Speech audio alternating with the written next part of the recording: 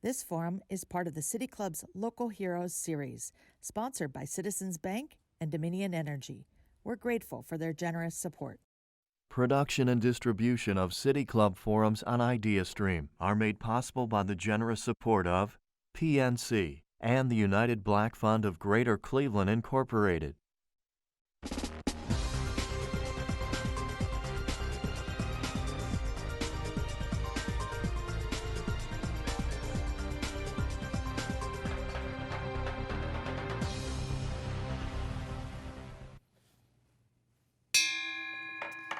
Hello and welcome to the City Club of Cleveland, where we are devoted to conversations of consequence that help democracy thrive. I'm Dan Moulthrop, Chief Executive here and a proud member. Today is June 4th, and you're with a virtual City Club forum live from the City Club. Big thanks to our production partners at IdeaStream for helping us bring the forum back here to the City Club. And believe me, we will be welcoming you back here very shortly. Last June, a year ago, about roughly, the Karamu House presented Freedom on Juneteenth, an original theatrical production and artistic response to the recent murders of Black Americans and this was a presentation through music, dance, and spoken word. Within the first 24 hours, more than 50,000 people across the country had watched the production. It was a production in keeping with the tradition of Karamu House, the nation's oldest multicultural arts institution. Originally called the Playhouse Settlement, it was founded in 1915 by two Oberlin College grads as a place where people of all races, creeds, and religions could find common ground. Playhouse Settlement became an active contributor to the Harlem Renaissance and became a magnet for emerging African-American artists, including Langston Hughes and Zora Neale Hurston. In 1941, it was renamed Caramoo. That's the Swahili word for a place of joyful gathering. Around the time of its 100th anniversary, Caramoo faced a crisis. Their tax-exempt status had been revoked, staff had been laid off, and funding and audiences had declined dramatically. And then along came Tony Sias, the Director of Arts Education for the Cleveland Metro School District and the Artistic Director at Cleveland School of the Arts. And he was named President and CEO of Caramoo. Under his leadership, Caramoo underwent a profound transformation. One American Theater magazine called, quote, one of the most overlooked success stories in American theater. We will overlook it no more. Tony Sias is with us today to talk about that transformation and the institution's ongoing commitment to bringing to light the critical issues shaping the Black American experience. Tony Sias, welcome to the City Club. It is an honor to be here with you today, Dan. It is so great to have you. If you have questions for Tony, you can text those questions to 330-541-5794. That's 330-541-5794. You can also tweet those questions at the City Club, and we'll work them into our program. The second half, as you know, is reserved for audience Q&A. Tony, I just want to start out by asking how you are, because these last few weeks between the commemoration of the death of George Floyd a year ago and the commemoration of the Tulsa Massacre 100 years ago, these are really heavy times. These are heavy times, and I am doing well, but I have to say that this past year, I realized the toll that it takes on continuously producing during this time and the content of doing the work. So I've had to kind of step back and do a little self-care in the midst of it all. What does that look like for you? Some walking, now that the weather's changed, getting my hands dirty, doing some lawn work, and trying to stay consistent with my trainer. So and eating right, but those are the kinds of things I'm trying to do. Yeah, it has been a really heavy time, and in the midst of it too, there's this. Life is always like this, right? Right. There's the heaviness of life, the sadness that we carry with us, the crises that we face, and then the joy of the way in which life is beginning to return back to normal. I know last night you hosted an event in the parking lot at Caramoo. Yes, so we had our benefit. It was a hybrid event, and it was entitled Karamu Rising. So people were able to join us online, and 100 of our dearest Caramoo friends and patrons joined us in the parking lot of Caramoo, and we had a lovely evening. But let's really dig in here, Tony. And last year, at this time last year, you were furiously rewriting and changing completely what you were planning to present for Juneteenth. You had one prior to the the murder of George Floyd, the tragic murder of George Floyd, you had sort of one idea, and then that happened, and the world changed. I mean, the world changed entirely when that happened, and everybody's plans shifted, and everybody's priorities shifted, and rightly so. Right. You talk a little bit about what happened then for Caramoo. So we were originally going to do a Bill Withers concert to celebrate Juneteenth. And at the point that George Floyd was murdered, I called the staff and said, hey, concert canceled. We're going to create an original piece because we have to respond to this. Mm-hmm. In the midst of this pandemic, we still have to use the Caramoo as an institution to respond, to give voice to presenting a piece of work that speaks to the historical trajectory of African Americans in this country. But it was important to us to do a couple of things, to celebrate, educate, and activate. Mm-hmm. So we needed to celebrate Juneteenth and what it truly is, the emancipation of enslaved Africans in this country. We needed to educate people about the work and Juneteenth, but also to activate the community, to use the arts as a vehicle to begin to move people forward in understanding what this Black experience has been about. And it was undeniable at the point that George Floyd was murdered.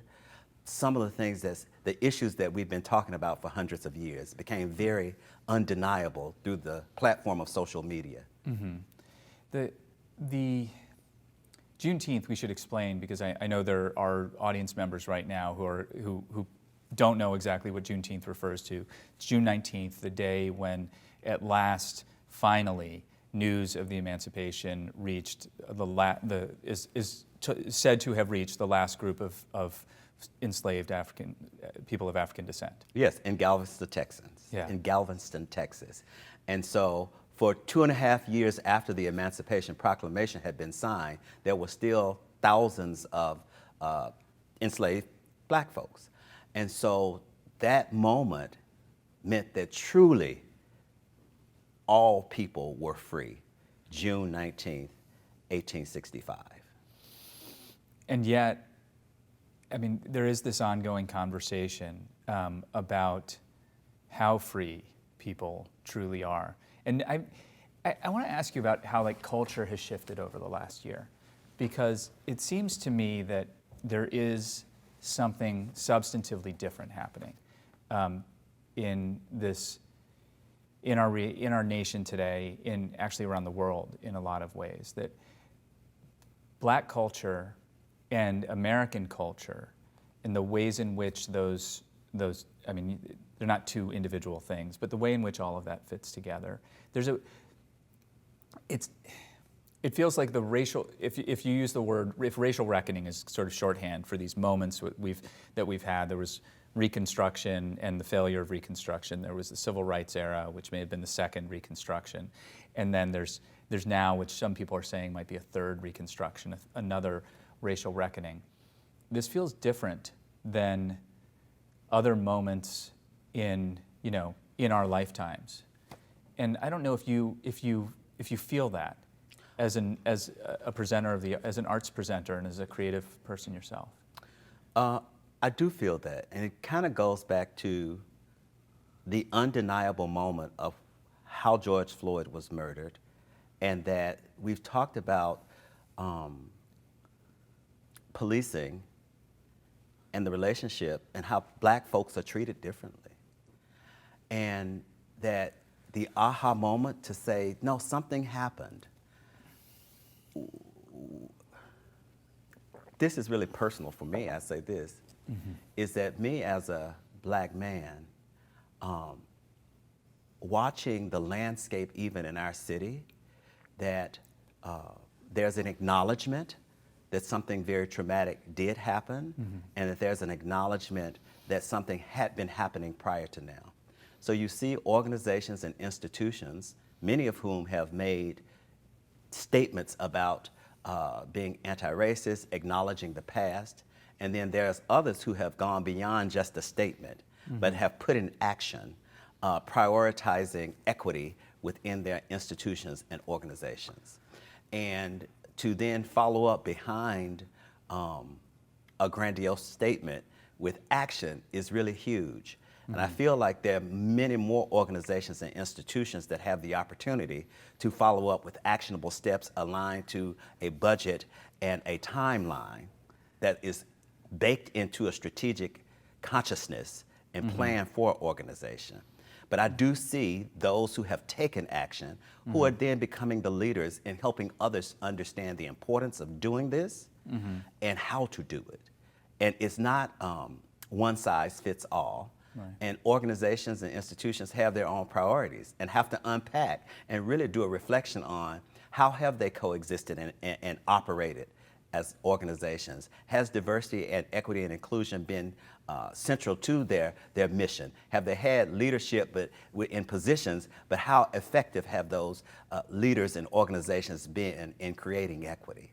And so I am seeing that, and I see people responding to Caramoo in a very unique way.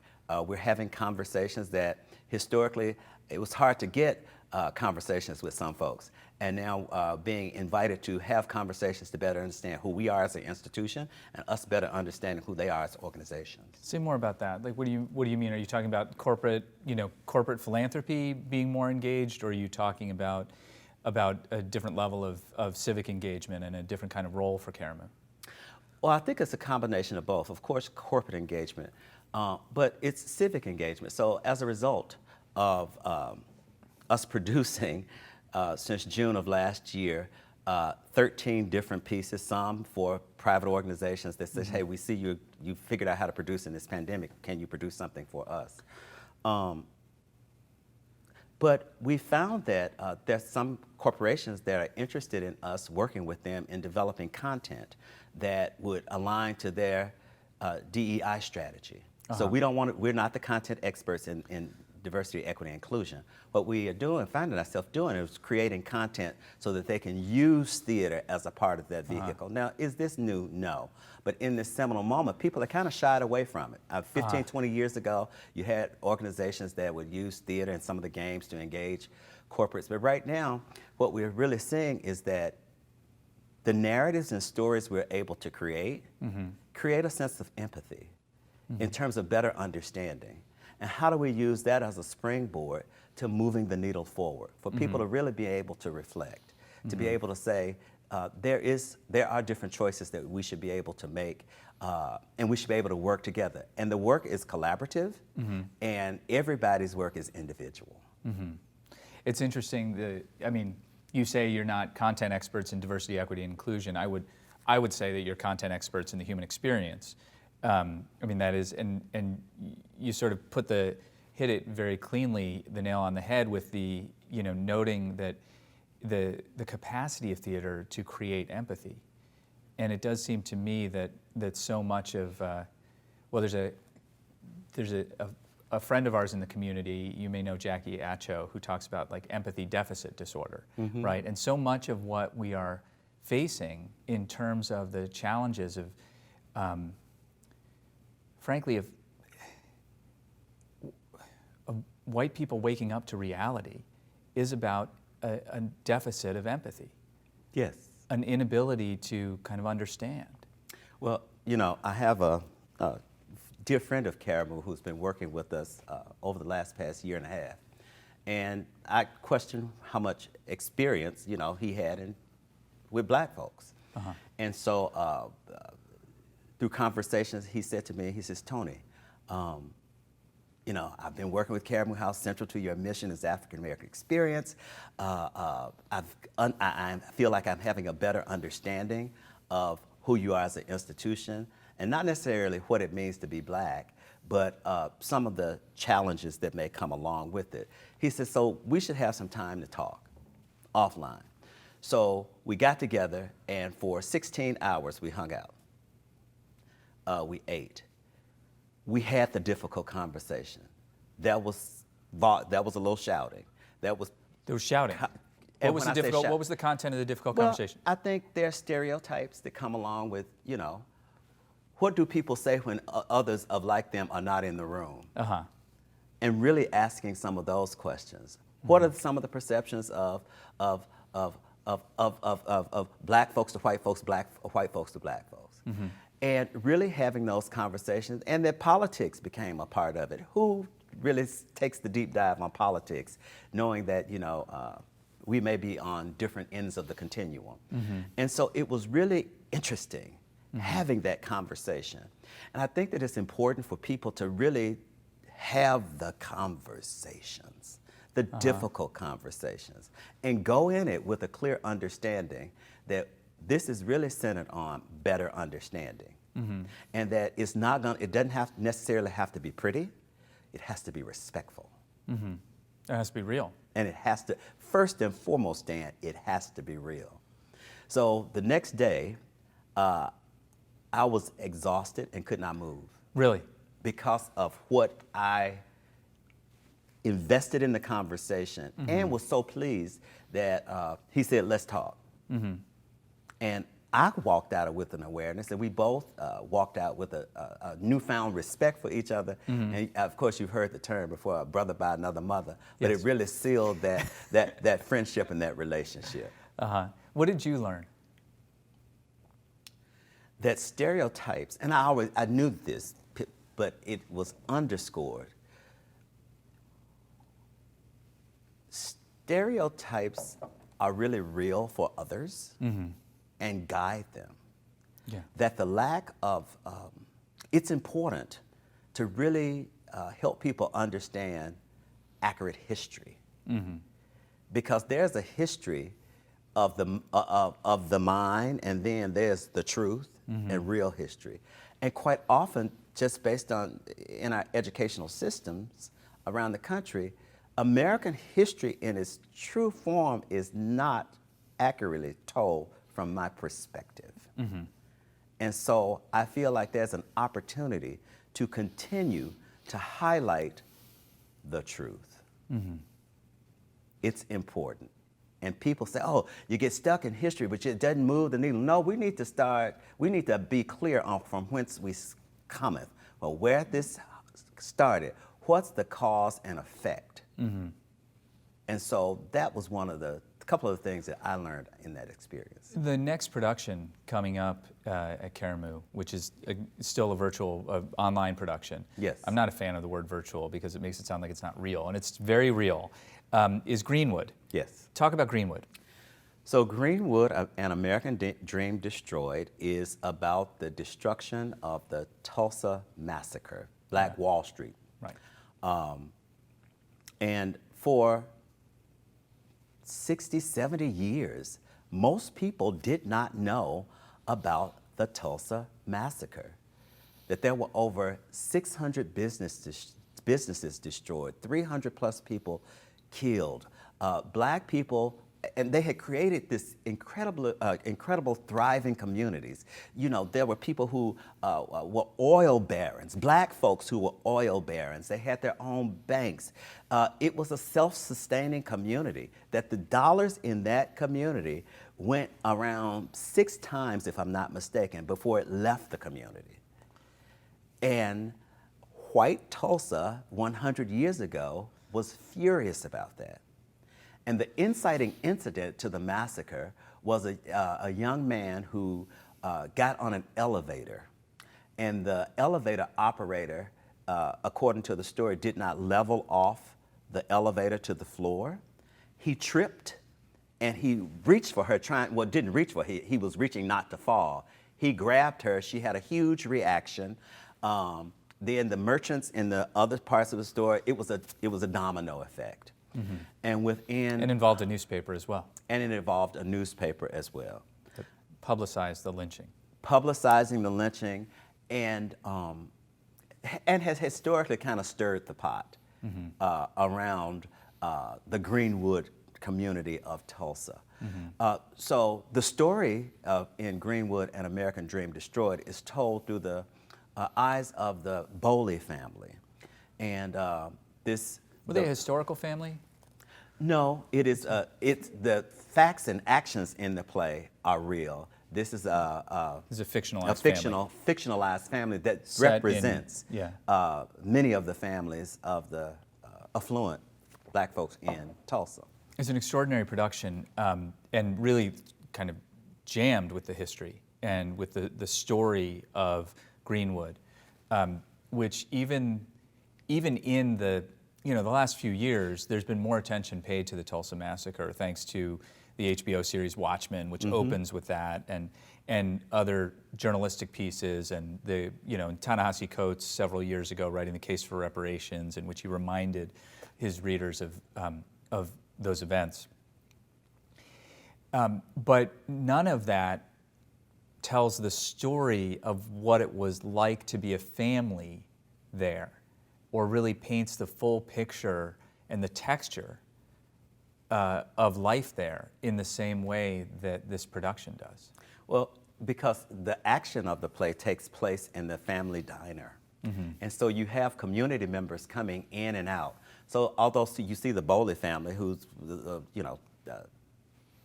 again, an affluent family in town, you see a couple of vets who come in, who reflect back on World War I. You see one woman who lives with a white family in T-Town, as she refers to it, who comes over to Greenwood as often as she can to immerse herself in Black culture. And so you see the diversity within a culture, you see the diversity within a community, and you see and feel the spirit of Greenwood. The playwright, Celeste Bedford Walker, has done an incredible job of just this cornucopia of characters coming together to be a part of this experience. What was it like for your actors to participate in this? The fans of Caramoo, others will recognize many of the faces and the names and who are in Greenwood.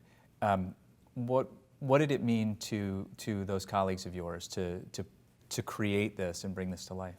Well, first of all, it was an educational experience for us all, because when we talk about the Bowley family, they weren't real, but some of the characters in the play were real. So like Dr. Jackson, who was celebrated by the Mayo brothers for his work as a surgeon, he's in the play, and he's actually a real figure. So just the level of research. Jimmy James. And so is, yes, Jimmy Johnson. Johnson, yes. Pardon me, Jimmy Johnson. And he renamed himself Dick Rowland. He's the victim. Yes, he's the young man who was accused of assaulting the white woman. So, what was that? I was asking about the actors, the Caramoo's actors. So it was really, we spent a lot of time doing table work, and in the theater, that's sitting down and really unpacking the show, better understanding who these characters are, which are they fictional or not. So just like I think the Bowley name comes from, I think there's a Bowley, Oklahoma. Understanding about the Native American experience in Oklahoma, unpacking that work. It was just really rich to get that deep in the history and to really better understand what happened, because then it took us to know that, there are other boom towns that were referred to, Black thriving towns that back then were really active. Rosewood, we know about that. So it was really a history lesson for us all. And I think the other biggest piece, and this is from an artistic perspective, is that we rehearsed for 3 weeks in mask. And so the first day we took off mask was the first day of filming. So me as a director, there were a couple of actors who I had not worked with before. So when they took their mask off, I didn't know who they were. And that was really, really funny. Or as an actor or a director, I've seen your eyes and half of your face, so then I get to see your face on the first day of filming. I'm responding to something, half of what I've not You're like, no, I don't want you to make that face. I need you to smile more. I need you to... Right. So it blew my mind. And so as a director, I was like, whoa, okay. Yeah. What do you do? Because, the clock is ticking and and you're paying for the film crew. Yes, most importantly, you're paying for the film crew. Let me just remind our audience that you're with the City Club Friday Forum. I'm Dan Moulthrop, Chief Executive here, and today our guest is Tony Sias. He's President and CEO of Karamu House, also clearly the creative director there. And Karamu House is the oldest multicultural arts institution in the United States, and it's right here in Cleveland, Ohio. And if you don't know about it, you really should. If you have questions for Tony, 330-541-5794 is the number to text your question, 330-541-5794. If you're on Twitter, please tweet that question at the City Club, and we will work it in.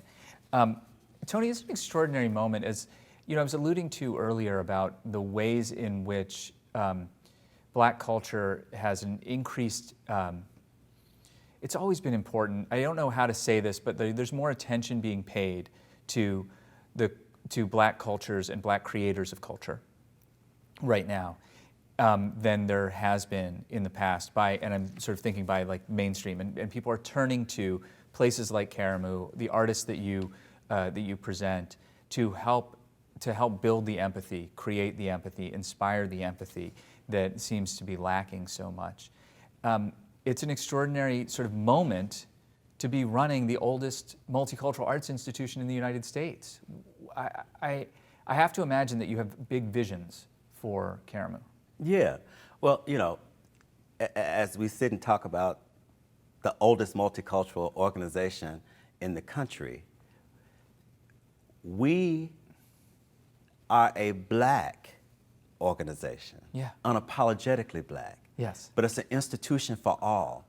So when you begin to talk about the actors that we work with, they represent the diversity of Cleveland and the country. And it's us telling these stories that are inclusive in the storytelling of whites and Blacks and Asians, and the list goes on, and Native Americans. Mm-hmm. And so it's important to really be able to say Black. You know, Black was a thing that we didn't say for a long time. Mm-hmm. And that, so I was a part of a panel discussion somewhere, and market research. Mm-hmm. And there was a question of, well, is it Black, or is it African American, or would you prefer to be BIPOC? And I said, you know, I've been Black longer than I was African American, so I'm Black, and I'm okay being Black, and anybody can self-identify in any way in which they choose. So in this seminal moment, you know, I just think it's important that this talent has always been here. Yes. The vision and desire to tell stories has always been there, and we've always been telling the stories. I feel like an institution like Caramoo, for a period of time, our audiences were not as diverse as the audiences were when Russell and Rowena Jelliff, a Jewish couple, founded the organization 6 years ago. Mm-hmm. And so we're looking at these days that our audiences are diverse, that our panel discussions are inclusive of diversity, and that's something we stand proud to talk about these days, and that people have found a newfound value mm-hmm. for the institution. Mm-hmm. And I think it's about a couple of things. I think we've got an incredible board of directors, and that I'm honored to say we've mustered an incredible leadership team that's passionate about the work, that is as diverse as Cleveland, mm-hmm. and something I say with pride. My entire leadership team, I'm the only male on that team. So it's this, I'm honored to work with this incredible group of women who are in partnership with me in leading the organization. Mm-hmm. I have to imagine that there are places on the coast, arts institutions on the coast that are thinking about and noticing Caramoo in ways that they maybe hadn't 5 or 6 or 7 or 8 years ago, because of the importance of the works that you're presenting and the ways in which you present them. Is that the case? So we are having more conversations with folks on the coast, and mm-hmm. you know, one of the things that we're working to do is to say, Caramoo is a place for you. Mm-hmm. Let's have a conversation. What mm-hmm. work do you are interested in talking about and presenting? Mm-hmm. So we look forward to it, and hopefully this fall we'll be able to share more in the near future about how we engage some of our alums and friends on either of the coast. Speaking of this fall, yes. When are you opening? When will people be able to, I know we're sitting in an empty auditorium right now here at the City Club, and as somebody whose work is bringing people together for a communal experience on a stage, you know, that it's not theater, but it's not unlike theater. I can't wait to bring people back. You know, I can't yes. wait to have an audience in this room. When will people be able to be in the audience at Caramoo?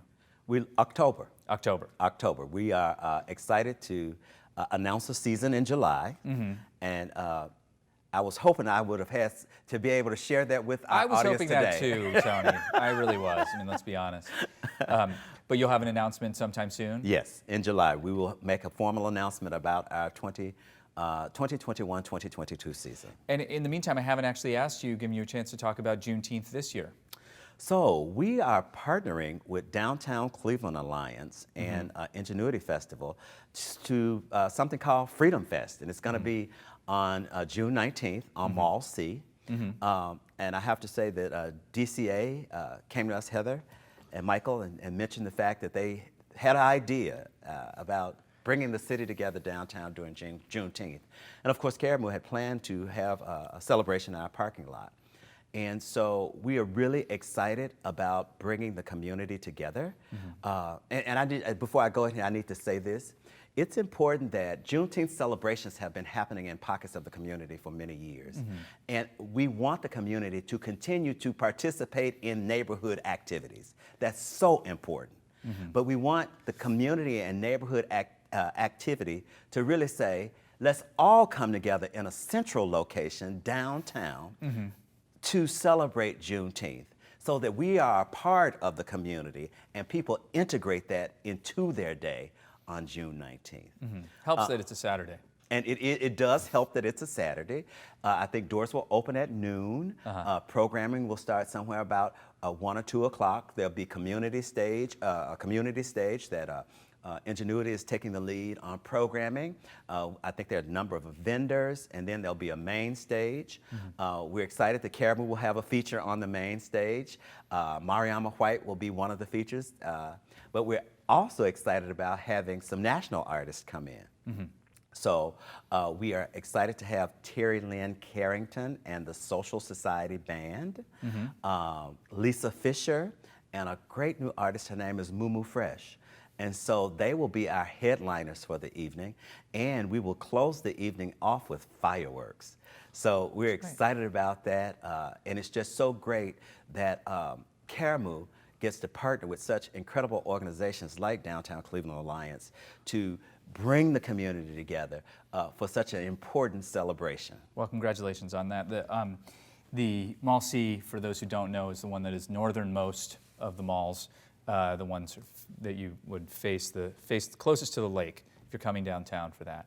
And that is on June 19th, of course. Tony Sias of Karamu House is with us today at the City Club Friday Forum. Again, if you have a question for Tony, please text it to 330-541-5794 or tweet it at the City Club, and we will work it in. I've got a few questions for you here, Tony. You just answered one of them, but which was about what's next post-pandemic and when does in-person theater resume. But do you still have plans for an outdoor stage? We are so excited. So our plans are still to have an outdoor stage. Of course, something happened called a pandemic, and we had to put the pause on construction. So hopefully our plan is by this time next summer that we'll be having a grand opening for our outdoor stage, our bistro, a completely new design streetscape on our Quincy Avenue side, and a plaza. And so we had a paver campaign, and people could buy a paver and they'll be on the plaza. And we're going to have a huge marquee that will be promoting events and activities that's happening inside of Karamu House. So that corner of East 89th and Quincy will become a destination location, so that once you get there, you know that you have arrived to Karamu House. And our vision for the future, the ACE District, the Arts, Culture, and Education District, in the heart of the historic Fairfax community. So, Tony, when you came on board in 2015, Caramoo had a bunch of different programs. There was early childhood ed, there was some other things, and you had to pare all of that back and get back to the nuts and bolts and the basic stuff of presenting theater arts. Right. It sounds like you're branching out again, expanding a little bit. You mentioned a bistro. Yeah. So, so there's an opportunity to have more healthy eating choices in Fairfax, and work is happening. There's a grocery store coming soon. But we wanted to kind of be a little kind of one-stop shop. So we want a person to be able to come to the theater and have a pre-show cocktail, which we've always had cocktails. And then something to nosh on if you need to grab something really quickly before a show, and something to grab if you want to grab something after a show, so that people can come and have a complete evening on the Caramoo campus. And that's one of the things that we're excited about, to be able to have that complete experience. And that even that when there are not productions going on, you know, we do community programs, which really does include, you know, our In the Tradition series, which is Kwanzaa, MLK Day, celebrating Black History Month. But we do comedy, we do poetry, we have panel discussions and book signings. And so people should be able to come to Caramoo, not just for a production, but to say, hey, I need to meet Dan about a business matter. Let's meet in the bistro, let's grab something to eat, and let's talk. So you know, Caramoo is a word for a joyful gathering place, and we really want to live the meaning of that word, that people come there and it is a joyful gathering. Wonderful. So how does Karamu House, this is an interesting question, how does Karamu House support its actors when they're reenacting very traumatic events and experiences from the past? There's an emotional toll there. I mean, that's sort of true of all actors, all serious actors, but in particular, there's something unique, I think, about, in particular, of what you're taking on with Greenwood. So, quite often, there are intimacy coaches when they're intimate moments. But what we do is we stop and we debrief and we have conversations. I think that one of the things that we had one actor who says, hey, this really took a toll on me. So we were able to contact some of our friends in the community in the mental health space to say we need this support, and to have that conversation and to guide individuals into that space, because mental health is really an issue in the African American community that's sometimes not really given the necessary attention. I think about, you know, and this is a conversation that Asila, who is the operations director and community programs person, we were having this conversation the other day, and we talked about the word resilience. You know, we as Black folks, we are resilient, but that bounce back is not normal. And you are resilient, but what is that toll that it takes on you? Yeah. And so beginning to better understand how you can still be resilient, but how do you really take the time to take care of yourself? And so quite often, as we mentioned earlier, we're learning how to do that. Tony, do you ever just be like, I'm so tired of being resilient, can't I just get back into bed? Yeah, but I don't have time for that because there's work to be done. But I think it's how do you create a sense of balance? Yeah. How does Tony have his talking doctor? How does Tony make sure that he gets up and exercise? Yeah. And so, and eating healthy. And so those are the kinds of things that in the past year or so that I've had to keep intact. We were at our event last night, and one woman walked up to me. She says, you don't have any COVID weight off. She said corona. She said, you don't have the corona pounds. I said, well, I kind of got up and did a little walking, a little exercise, and you know, I always had a few pounds. But I think it's really knowing that now more than ever that you have to take care of yourself. When we think about COVID-19 and those who had underlying conditions, you know, so many African Americans do. And so it was a reminder to me and my friends and my network and the artists that we work with, it is important that you take care of yourself. And that will be some of the issues that we'll be talking about in our social justice series coming up. So we're going to continue to produce in the virtual space. Our social justice series will be virtually and some working in person, but we'll be addressing issues of policing, health disparities in the African American community, whether it's issues around lead poisoning, healthy eating, active living. So we need to continue these conversations. That's a new kind of programming that we've had. We've always dealt with social justice. Caramoo's foundation was founded on social justice and in service of individuals. But we're going to heighten that in the community so that we can continue the conversations and help guide people. Is this new work that you're talking about? Yeah. New theatrical work? New theatrical work created, the new content creation. So after we did Freedom on Juneteenth last year, we did an episode called Freedom After Juneteenth. The first one was on policing and trauma in the Black community. The last two were on voting. One was called Voting Your Right, Your Power. The second was I Too Am America. And what we found is that we've been able to reach people. For people, one of my team members to say, I am over 40 years old and I've never voted. No. And for that person to then say, this being presented has made me register to vote and vote. So Was this in the general election in 2020? Yes. Yeah. So that's the kind of impact we're talking about. And so quite often, Do you plan the voter turnout in Cleveland has been cited as some of the lowest in the nation for a municipality, for a city of our size. Will you continue? I mean, is that work you're going to continue? I think suddenly perked up. Like, I mean, I'm like, I love you, Tony, and I love this conversation. But I'm like, oh, democracy, voting. Let's talk. But is that work that you're going to continue? We will continue to do, and it happens in multiple ways. I mean, we create new content that's theatrical, but it's really about having panel discussions that we hosted last year in terms of something we call front porch conversations, so it's not as formal. Sure. It's groups of people coming together to just have conversations and facilitate it so that we can keep the conversation moving forward. So yes, that is work that we will continue to do. Speaking of work you're continuing to do, you said you're going to continue to work in the virtual streaming space. Will that continue when you're presenting in person as well? Yes. And how does that work for the business? So when you create your own content, you're then working directly with playwrights who give you the rights to then stream the work. Our main stage season will not be virtual. Right. So the shows that will be a part of our season, you'll have to come. You have to come buy a ticket, yeah. And buy a ticket and be in person. It would be a mistake for Caramoo not to continue in the virtual space because our donor base has increased with new donors. We're able to reach people around the world, and so we need to create content that is made available to them so we can continue that partnership with the country and the world. Your partnership with the world. Thank you, Tony. So, the different vein of questions here, but what emerging artists and playwrights are you most excited about? Emerging artists and playwrights. In other words, people are looking for recommendations. Who should they keep their eye on?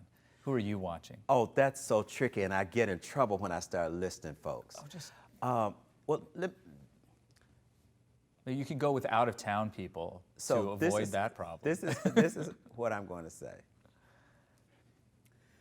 This artist is not emerging, but this is something that I have been privileged to do. Celeste Bedford Walker wrote... Who wrote Greenwood? Who wrote Greenwood. Also wrote Sassy Mamas.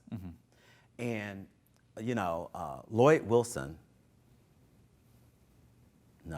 Wright, who directed most of August Wilson's works. Thank you. Okay. Understood his work and understood his rhythms. And I am understanding Celeste's rhythms. Well, you mentioned prior to us sitting down here on stage that you and Celeste kind of collaborated to revise the script that you're presenting. Yes. So we did a number of edits for the virtual platform. And you don't like virtual. It's all right. Streaming. I mean, I can't fight it. People use the word. I just don't happen to like it. Streaming. And so, but it's another, but I'm saying something a little differently. Yeah. I'm saying directing someone's work is understanding and connecting with their true intention. And to understand that she writes in a way that is rhythmic. And August Wilson's writing is as complex and rhythmic as Shakespeare in its own right. So in Wilson, he's written these words for a reason, and he can be quite verbose at times, but it's there, and you try to begin to edit it, and you're throwing the rhythm off. It's almost like a score of music. And so it's been great working with Celeste's work to direct the work. So it's awesome.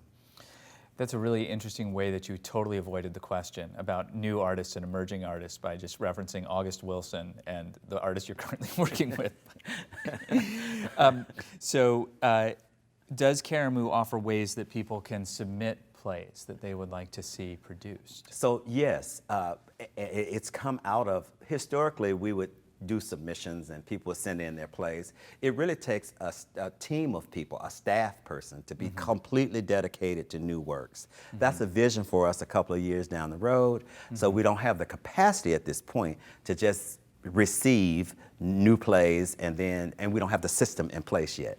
But what we do have is that we sent out a call to writers to respond to key issues, COVID, policing, under a new umbrella of social justice. And we asked them to write these 5-minute plays of monologues. So we really have a targeted approach right now that the current team can then look at these works, see which bucket they fit in, and then we'll begin to produce this work and align it to the larger social justice series that we'll be streaming. Very interesting. Okay. So there are opportunities for people. There are opportunities. Okay. We're not prepared to receive your 120-page play right now. Okay. It's those short 5-minute plays that we want local artists to submit, and it's been incredible. We got about 52 plays, 52 submissions most recently, and I tell you, just speaking of emerging artists, people who I didn't know really wrote, I was like, this is good. Well, it's funny because it's such a small town, right? Yeah. So like the names are probably hitting your inbox and you're like, oh, well, hello. Yes, yes, yes, and. Well, that's great. Tony, can you talk about broader efforts in terms of the revitalization of Fairfax? How Caramoo is, you alluded to this a little bit earlier, but what's the vision for the future of Fairfax and how will Caramoo fit in there?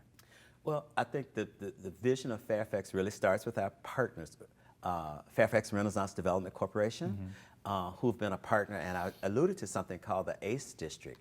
And the development of the ACE District has always been in the master plan of Fairfax Renaissance Development Corporation.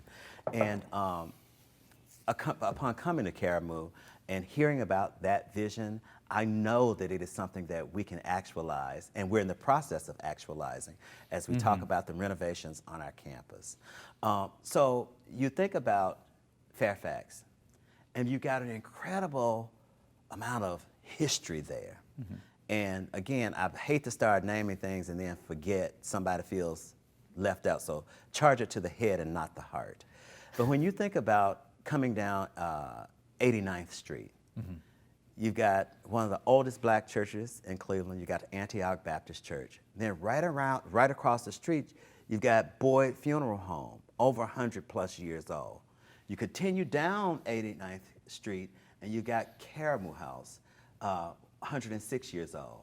Adjacent to that, on the next corner, is Olivet Institutional Baptist Church. One street over is the home that Langston Hughes grew up in, and then you've got a plethora of other institutions. So we have an opportunity to focus in that ACE district to talk about the cultural trail and the history of these incredible institutions that are all in walking distance, right there in Fairfax. And so when you talk about the development of Fairfax, then we go a little further and talk about Opportunity Corridor and the development that's happening there. So, of course, Fairfax, Caramoo, and other institutions will have markers to guide that traffic over to Karamu House, and that's really central to our next phase. You know, we're going into phase 3, which we will have complete hopefully next summer, but it's the master planning for our campus is next for us. So Fairfax is a very promising community. There are a plethora of concerns that need to continue to be addressed, but what community doesn't have things? But we are a culturally rich community that I see a very bright future. If you're just joining us, we're talking with Tony Sias, President and CEO of Karamu House, the nation's oldest black theater. And you can join us with a question if you have one, please text it to 330-541-5794 or tweet it at the City Club and we'll work it into the program. Tony, this is a big question, but it's sort of, it's underpinning or kind of underneath a lot of what we've been talking about. This comes from one of our audience members, but how do you see the future in terms of society? Will American society be able to grow beyond the systemic racism that has plagued us for so long? I know, but an audience member asked it. So, I mean, if we had an audience here, somebody would have stood up with a microphone in their face and asked that. We have an incredible opportunity ahead of us, and I would hope that we would be able to do that work. What's the timeline on that? Oh, well, it's who knows? I mean, it's the journey, isn't it? It's not. There's probably not an arrival. And so, I think as individuals, we have to make the commitment to figure out: are we going to be allies? Are we going to be anti-racist? Are we going to own that at a starting point, you may have to acknowledge that that's where you are based on definition, and be willing to grow from there. And it ain't personal, it's serious. Yeah. You gotta do the work. And it is personal, let me even say that. So I think it's a huge question, but it's a huge question for each individual. And then from individual to communities. How do you want to be perceived? Not even just perceived, what are you committed to do it in your own personal life? What are you willing to give up? And what are you willing to do differently to begin to actualize that grand vision of the eradication of systemic racism? You know, when we were talking about this earlier in the hour, I was very inelegantly trying to get at this question, but listening to you, I feel like the moment that we've arrived at is this choice for every individual to say either you're okay with the status quo or you're not. And if you're not okay, then there's work to be done. Yes. And it starts with whatever it is that you want to do, but doing nothing is basically saying I'm okay with the status quo. Yeah, and unfortunately, doing nothing is still a choice. Yes. Yes. There's legislation across the country, including in Ohio, that would limit what sort of topics regarding racial history and racism that teachers can teach in schools if it creates, quote, guilt or makes people feel, quote, uncomfortable. If passed, can Caramoo step into this space to continue important conversations about race and racism? And what does this legislative effort say about the difficulty of having these conversations? So the leading problem is, and from my perspective, is being concerned about your comfort or discomfort. You got to get ready to be uncomfortable. It's uncomfortable. And we spent too much time making it comfortable. So we need to confront the discomfort. We need to sit and waddle in the discomfort to then better understand what that is, to then begin to take actionable steps towards better understanding how can you get to a place, and not necessarily of comfort, but change. Yeah. It's probably our last question here, Tony. Does Caramoo have plans to travel at all, take its productions into other neighborhoods outside of Fairfax or other communities outside of Cleveland? Or is the goal really just get to Caramoo? Come on in, ease on down, ease on down. Yeah. Well, I think it's twofold. I think the brand has to go beyond 89th and Quincy. Yeah. And I think in the virtual streaming space, we've been able to actualize that, and we will continue to do that. And yes, having touring productions would be incredible. And we've done some of that. We've taken a few things to Columbus. So I think we look forward to it in the future. But really right now, I think it's let's move back into in-person. Let's continue to hone and better understand what our streaming presence will be. And then down the road, if there's opportunity, we'd be more than happy to do the work. But you do have it is a destination, and Yes. it should be a destination. There's plenty of other. Nobody's asking the Indians to play elsewhere when they're playing at home. Right. Home is home. Home is home. All right. Well, Tony Sias, President and CEO of Karamu House, thank you so much for your time today. It's really been a pleasure to have you as part of our conversation. The pleasure has been mine, and thank you. Thank you very much. Our forum today is the Larry and Barbara Robinson Family Foundation Forum. The Robinsons have served the greater Cleveland cultural arts and business communities for decades. Larry was an active and civic and community leader who served as our board president in 1972, and his wife Barbara spent her life at the forefront of efforts to promote and support arts and culture in Northeast Ohio and nationally. Among her many leadership positions, she led the Ohio Arts Council for 13 years, transforming that organization into one of the nation's most respected state arts councils. We're very grateful for the support of the Robinson family who make this annual forum possible. I want to thank also our members, sponsors, donors, and many others who support the City Club's mission to create conversations of consequence that help democracy thrive. We have 2 such conversations coming up next week. On Tuesday, Dr. Patricia Sullivan will be interviewed by Kathleen Kennedy Townsend, daughter of Ethel and Robert F. Kennedy, about Senator Kennedy's role in the civil rights movement of the 1960s. Senator Kennedy, of course, delivered the Mindless Menace of Violence speech here at the City Club in 1968. And on Friday, we'll talk with Democratic Senator from Rhode Island, Sheldon Whitehouse, about dark money and what's referred to as court capture and the future of American democracy.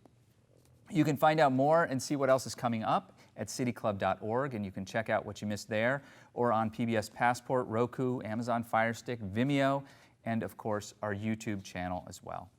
I'm Dan Moulthrop. Thanks so much for joining us today. Our forum is now adjourned. For information on upcoming speakers or for podcasts of the City Club, go to cityclub.org.